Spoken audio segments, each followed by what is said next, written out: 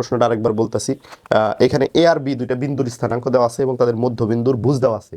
মধ্যবিন্দুর কোটি আমি বের করছি, কারণ আমাদের যে এ আর বি এর স্থানাঙ্ক দেওয়া আছে, এ আর বি এই দুইটার কোটি তো দেওয়াই আছে। অতএব কোটি মানে মধ্যবিন্দু তো কোটি দ্বয়ের যোগফল ভাগ 2, মানে মধ্যবিন্দুর কোটি হলো স্থানাঙ্ক দ্বয়ের কোটি দ্বয়ের যোগফলের অর্ধেক। তাহলে সেজন্য আমি এই বিন্দুর আসলে কোটিটা আলটিমেটলি বের করে ফেললাম। এখন এই যে দুইটা বিন্দু দেওয়া ছিল এ আর বি, এই দুইটা বিন্দুর মধ্যে একটা সমস্যা আছে। সমস্যা বলতে বোঝাচ্ছি এখানে একটা আননোন আছে, সেই আননোনটা হচ্ছে এ। তাহলে এটা দেওয়া ছিল না, আমরা এটা এখন বের করতে পারি। এটা কিভাবে বের করতে পারি? আমরা এ বি এর মধ্যবিন্দু তো বের করলামই আমরা, তাই না? আবারও বের করবো এ বি এর মধ্যবিন্দু।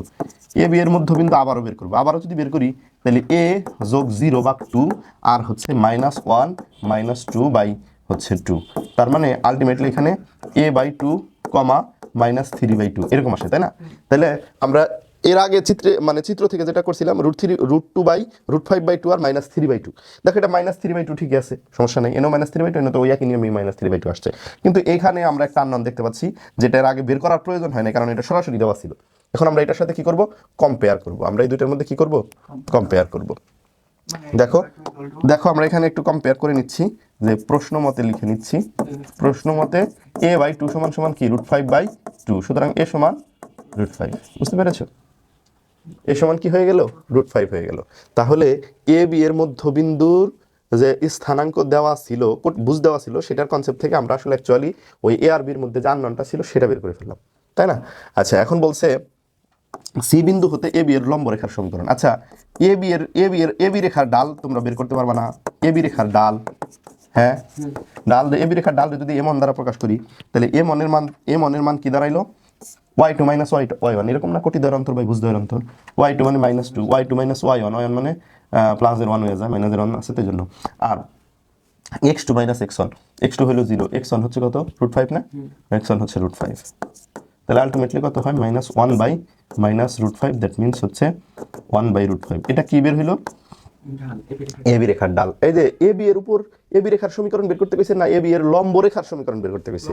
এ বি এর লম্ব, তাহলে এ বি এর লম্ব রেখার ডাল কি হবে? এ বি এর লম্ব রেখার ডাল এটা যদি m2 হলে, ওই দুইটা রেখা যদি পরস্পর লম্ব হয়, তবে ডাল দ্বয়ের গুণফল কি হয়? -1 হয়। দুইটা রেখা পরস্পর লম্ব হলে ডাল দ্বয়ের গুণফল -1 হয়। তাহলে m1 এর মান তো আমরা বের করছি, সেটা হচ্ছে 1 বাই √5 ইন্টু m2 ইকুয়াল হচ্ছে -1। তাহলে সুতরাং m2 সমান কি দাঁড়াচ্ছে? -√5 না? আমার পরীক্ষার হলে কেউ যদি ওই এমন করার পরে একবারে মাঝখানে লাইন বাদ দিয়ে শুধু 1/√5 লেখে, নাম্বার কাটতে পারে কি স্যার? না, কোনোভাবে কাটবে না। m2 এর মান হচ্ছে -√5। ক্লিয়ার? এখন আমাদের যেটা বের করতে বলছিল এ বি এর লম্ব রেখার সমীকরণ, সেই এ বি এর লম্ব রেখার ডাল অলরেডি নন হয়ে গেল। এই যে হচ্ছে ডাল। এখন আমাদের আবার বলছে যে এ বি এর লম্ব রেখার যে সমীকরণ বের করবো, এটা কিন্তু সি বিন্দুগামী। তাহলে এখন আমরা বের করি সি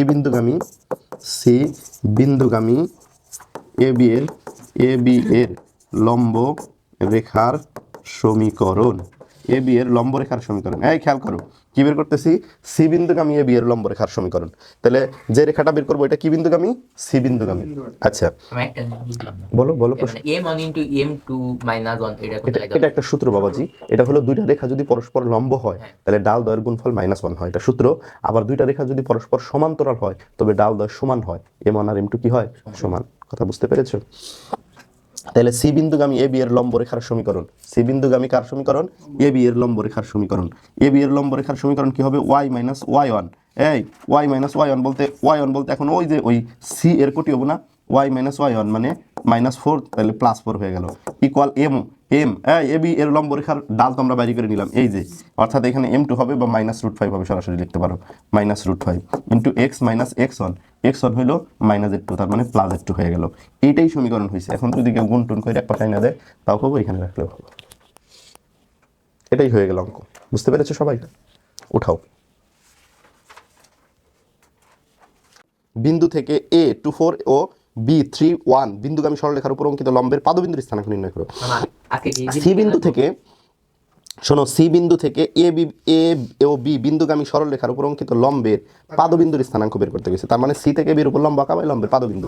এই ধরনের অঙ্ক আমি এর আগেও করাইছিলাম, সানির মনে পড়ে কিনা? এ বি এর উপর লম্ব, এই যে এখানে আঁকি, এটা মনে করো যে এ বি রেখা, বুঝছো? আর এটার উপরে লম্ব রেখা হচ্ছে এটা, হ্যাঁ? তো একটু খেয়াল করো, এটা এ বি রেখা, আর এই এ বি এর উপর লম্ব এটা সি বিন্দুকে আমি বলছি তাই না, সি বিন্দু হতে এর উপর লম্ব বলছি, তাহলে আমি এই বিন্দুটার নাম দিলাম হলো সি। ঠিক আছে, এই বিন্দুটি আমার দুইটা ভেক্টর পরস্পর লম্ব এখন দিয়ে তাদের মধ্যবর্তী কোণ 90 ভেক্টর কিসের আবার সরল রেখা, না, এটা লম্বটার নাম দিলাম আমি সিডি লম্ব, লম্বটার নাম দিলাম সিডি লম্ব। এই যে এবি রেখার সমীকরণ, এবি এর উপর লম্ব রেখা সিডি, বলছিল সি হতে এবি এর উপর লম্ব, সি হতে এবি এর উপর লম্ব যেটা ওটার নাম দিছি আমি সিডি। ক্লিয়ার কথা? এখন পাদবিন্দু বলতে এই বিন্দুটা, পাদবিন্দু বলতে কোনটা, এই বিন্দুটা। এ বিন্দুর স্থানাঙ্কটা বলো, এ বিন্দুর স্থানাঙ্ক দেওয়া আছে হচ্ছে 24, এ বিন্দুর স্থানাঙ্ক 24, আর বি বিন্দুর স্থানাঙ্ক কত দেওয়া আছে 31, বি বিন্দুর স্থানাঙ্ক হচ্ছে 31, আর সি বিন্দুর স্থানাঙ্ক 45। তাহলে তোমাদের এটা এই বইয়ের 26 নম্বর অঙ্ক। তোমরা একটু বলো তো, আইডিয়া বলো তো যে কিভাবে অঙ্কটা করবা, কিভাবে করবা? কি জানতে চাইছি? ডি বিন্দুর স্থানাঙ্ক জানতে চেয়েছি। এটা তো বলে নাই যে এই সি বিন্দুটা মানে মধ্য এবির মধ্যবিন্দু, এটা তো বলে নাই। না, এটা লম্ব যে কোনো জায়গায় হতে পারে, তার জন্য ঝামেলা।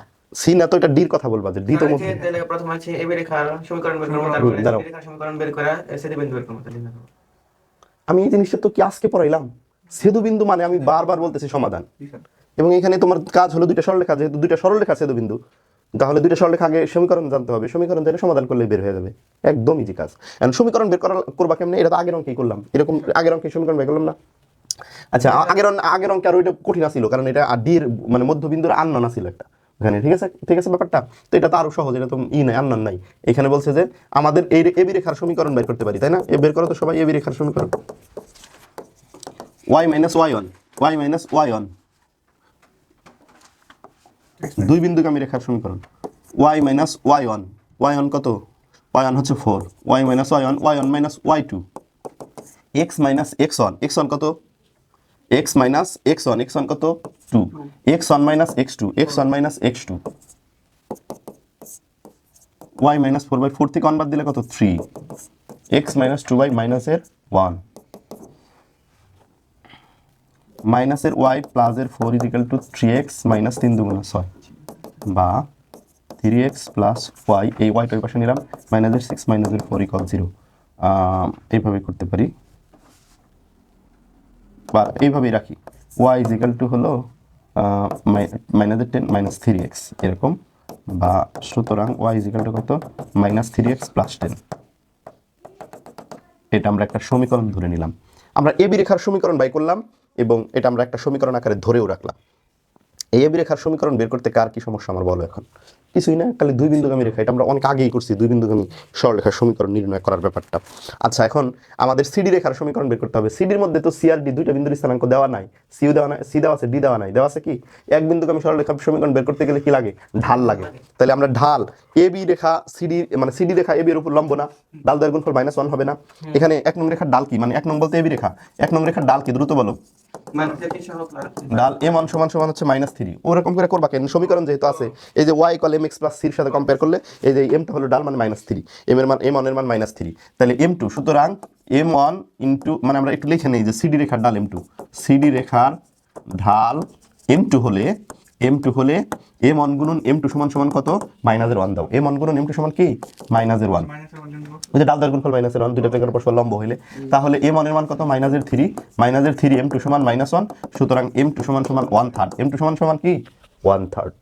আমার দুঃখ নাই মামা, বুঝতে পেরেছো এখন? আমি যেহেতু পারি নাই এতদিন কইরা, আর আমি তো নতুন। না, এটা হঠাৎ করে মাথায় কাজ করেনি হয়তো, এই জন্য।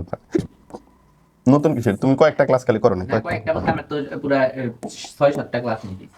তাহলে 1 নং রেখার ঢাল হচ্ছে m1 সমান -3, সিডি রেখার ঢাল হচ্ছে m2 হলে m1 গুণন m2 ইকুয়াল -1, -3 m2 সমান -m1, তার মানে m2 ইকুয়াল টু 1/3 বের করলাম, যা সমাধান করি। এখন আমাদের সিডি রেখার সমীকরণ বের করা আমাদের জন্য একদমই সহজ, সুতরাং সিডি রেখার সমীকরণ, কার সমীকরণ, সিডি রেখার সমীকরণ।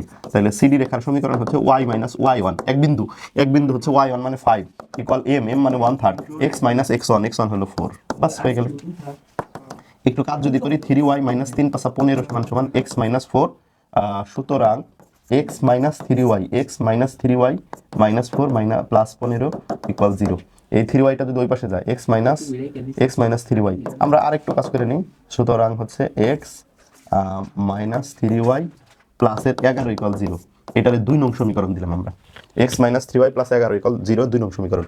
দেখো তো তোমরা কোনো জায়গায় ভুল আছে কিনা। তাহলে এবি রেখার সমীকরণ পেয়ে গেলাম আমরা, এদিকে সিডি রেখার সমীকরণ পেয়ে গেলাম আমরা। দুটো সমীকরণ এখন জাস্ট সমাধান করব। দুইটা সমীকরণ যে পর্যায়ে আছে তাতে প্রতিস্থাপন পদ্ধতিতে সমাধান করলে বেশি মনে হয় ভালো হবে, কারণ এই সমীকরণটা একটু অন্যরকম আছে। এইখান থেকে ওয়ার মানটা এখানে বসিয়ে দাও খালি, 1 নং ও 2 নং হতে পাই। এখন আমরা মূল কাজে যাচ্ছি ছেদবিন্দু বের করার জন্য। ছেদবিন্দু মানে পাদবিন্দু। 1 নং ও 2 নং রেখার ছেদ করছে এই যে ডি বিন্দুতে, 1 নং ও 2 নং রেখার 1 নং ও 2 নং সমীকরণ হতে পাই, রেখা না, 1 নং ও 2 নং হতে পাই।